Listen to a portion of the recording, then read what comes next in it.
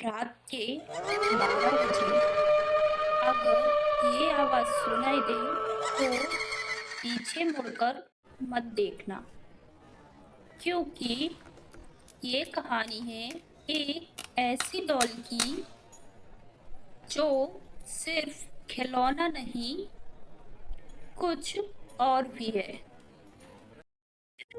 तो दोस्तों, ये कहानी है 16 साल की लड़की मीसा और उसकी छोटी बहन यूरी की। यूरी बहुत शांत और अकेली रहने वाली बच्ची थी। उसके कोई दोस्त नहीं थे, इसीलिए मीशा हमेशा उसे खुश रखने की कोशिश करती थी। एक दिन स्कूल से लौटते वक्त मीशा को सड़क के किनारे एक पुरानी खिलौना वाली दुकान दिखी।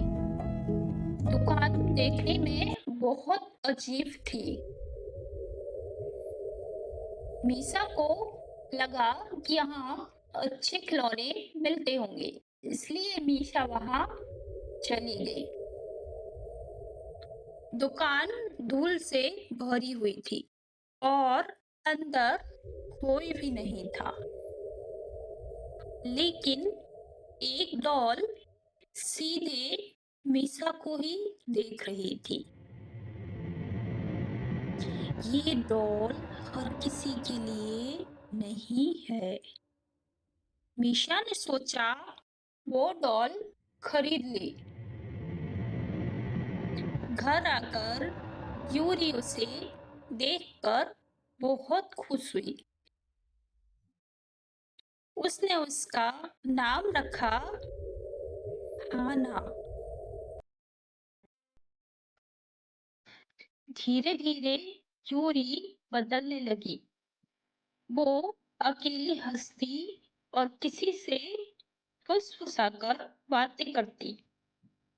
जब मीशा ने पूछा तो उसने कहा, हाना मुझसे बात करती है। एक रात मीशा को लगा जैसे कोई उसके कमरे के बाहर चल रहा है। जब उसने दरवाजा खोला तो हॉल में वो डॉल खड़ी थी। अब घर में चीजें अपने आप बदलने लगी।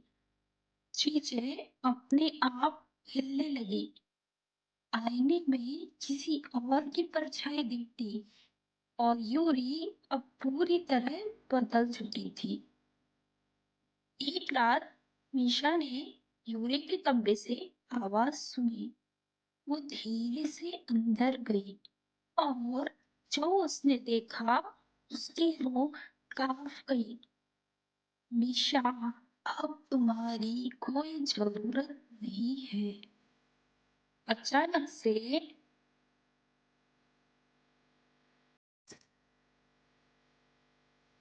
यूरी ने मीसा की तरफ देखा। उसकी आंखें लाल थी, पूरी काली हो चुकी थी और वो चिल्लाई, हाना कहती है तुम चली जाओ। कमरे का दरवाजा अपने आप बंद हो गया। डॉल धीरे धीरे मीसा की तरफ बढ़ने लगी।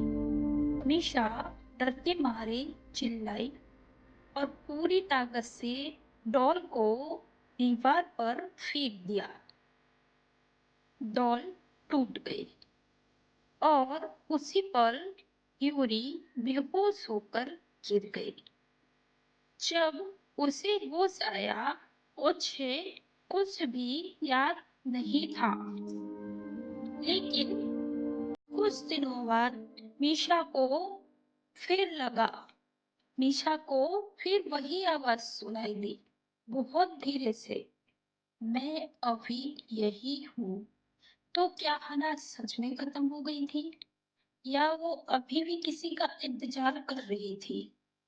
अगर आपको ऐसी डरावनी कहानियां पसंद है तो चैनल को जरूर फॉलो करें।